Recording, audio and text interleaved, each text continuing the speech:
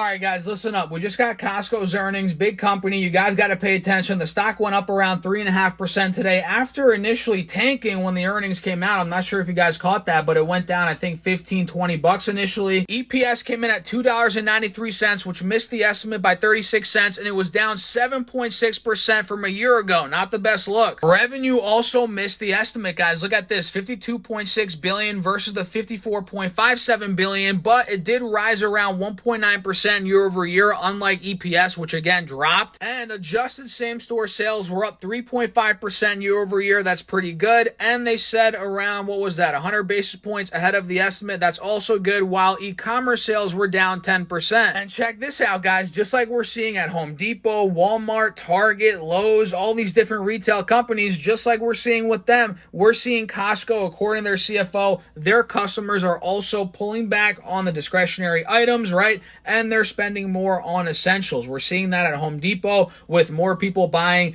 essentials there, or rather doing smaller projects instead of larger projects. Walmart, more people are buying groceries. Target, they're pulling back with everything at Target. We're not talking about that, getting into that in this video, but they're pulling back spending on a lot there. So yeah, we're seeing a lot of pain here, guys, and it could get worse.